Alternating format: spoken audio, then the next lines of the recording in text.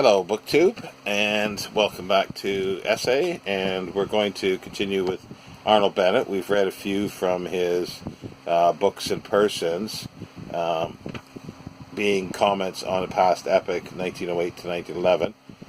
Mine is printed in 1917, Second Impression by Channel Windus, and the articles were originally published in New Age between 1908 and 1911, under the pseudonym of Jacob Tonson. And the one I'm reading today is from July 20th, 1911. It's a short essay. It's entitled A Book in a Railway Accident. Books are undoubtedly cursed and rendered unreadable in a new sense. I don't know how many years it is since I was informed that Villers de l'Isle Adams' L'Eve Future was a really fine novel. I bought it, and I was so upset in my narrow youthfulness to find that the author had made a hero of Thomas Alva Edison and called him by his name, and I could not accomplish more than 2 chapters. Later, I was again informed L'Eve Future was a really fine novel, and I had another brief tussle with it, and I was vanquished by its dullness. I received a third warning, and started yet again, and disliked the book rather less than I completely lost it in a removal.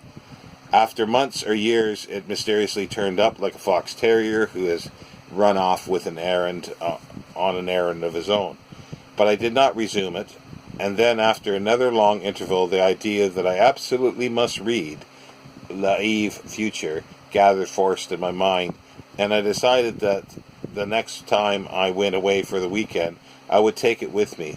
This was in France. I took it away with me. I read 100 pages on the outward journey, and I got to terms with L'Eve Future. C'est la vie métitante, as the certain French novelist said when he read Tom Jones. On the return journey, I was deep buried in L'Eve Future when a fearful jolting suddenly began to rock the saloon carriage in which I was. The jolting grew worse, very much worse. Women screamed. I saw my stick fly out from the rack above my head across the carriage. The door leading to the corridor jumped off its hinges. Then shattered glass fell in showers, and I saw an old lady beneath an armchair and a table. The shape of the carriage altered, and then after an enormous crash, equilibrium was established amid the cries of human anguish. I had clung to the arms of my seat and was unhurt, but there were 4 wounded in the carriage. My eyeglasses were still sticking on my nose.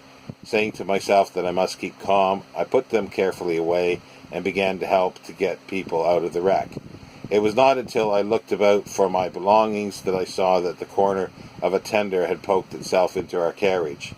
Outside, a mail van and 2 enormous coaches were lying very inimpressively on their sides, and 2 wounded girls were lying on the grass by the track, and people were shouting for doctors. I ultimately got away with my bag and stick and hat and walked to the nearest station, where a porter naturally asked me for my ticket. I hired an auto and reached Paris only a quarter of an hour late for dinner, and I congratulated myself on my calmness and perfect presence of mind in the railway accident. Only L'Eve Future was not in my bag. I had forgotten it, and my presence of mind had thus been imperfect. I did not buy another copy of L'Eve Future, and I don't think I ever shall now. So, very short essay, and that will end it for today, and we'll be back tomorrow with another one. Take care, BookTube.